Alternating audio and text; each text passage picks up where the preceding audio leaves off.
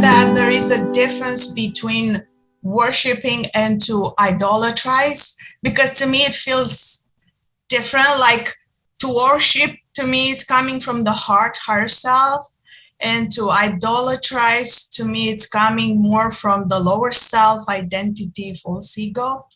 Am I right?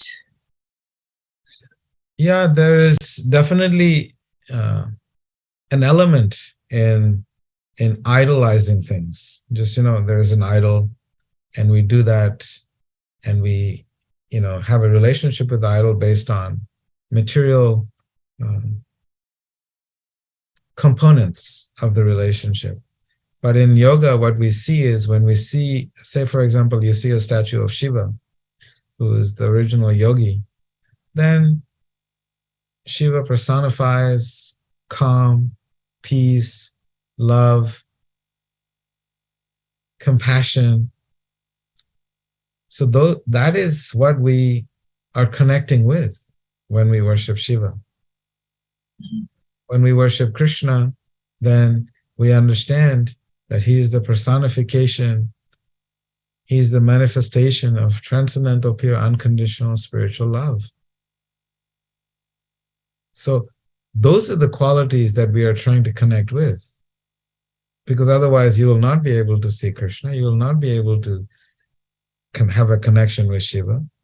Even when you go to the church, you see a statue of Jesus Christ, but I never understood why they put him on a cross and worship that, because it's a little sad for me. I'm sure there may be better versions of Jesus that we can worship, where he's more loving and compassionate, not him suffering, which is, I'm sure they have a reason for it. But in the yoga tradition, they always talk about the manifestations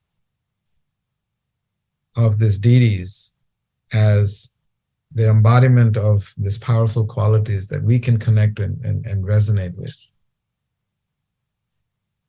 So you can look at an idol as an idol, or you can look at an idol with this transcendental qualities that you want to connect with. And if you want to connect with Shiva on that level, he will have a relationship with you. Just like this boy has a relationship with Krishna. Like it's his friend, please. So that's the understanding. But it's pretty common that these idols are just idols, and I don't want to be worshiping any idol. Sure. If you want to worship an idol, you will see an idol. It is the consciousness with which we have a relationship. Right. For some, it'll just be an idol. You look at Jesus on the cross, it's just Jesus on the cross. For someone else, it's way more deeper. Mm-hmm. Someone sees a statue of Krishna, they say, okay, it's just a statue. For someone else, no, he's the embodiment of love, and I have that relationship with him. So it is taking the material relationship and making sure that that material relationship is properly filtered when our consciousness is truly the main lens that we look at everything through. Mm-hmm. And when we can understand that, when we can look with proper consciousness, you'll be able to see the divine in each and every being.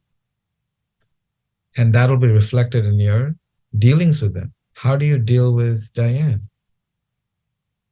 Do you give her mean looks? Do you, look down at her because she's not smiling at you, at your jokes? But you're really seeing that the divine is residing within her. And that's all you're seeing, how she's such a powerful divine being. And you're seeing all her beautiful qualities. And that is what spiritual vision means. To be able to see God, to be able to see the divine in each and every being, And that reflects in your behavior with them.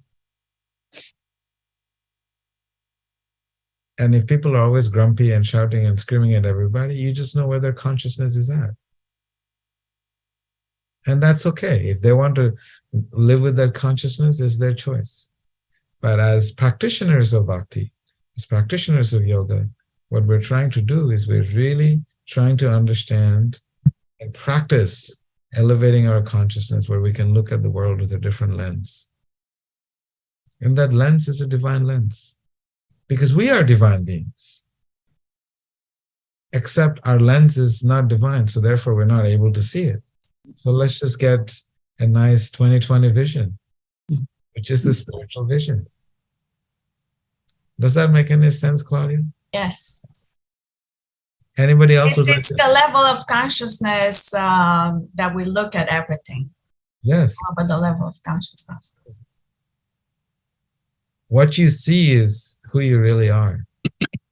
Mm.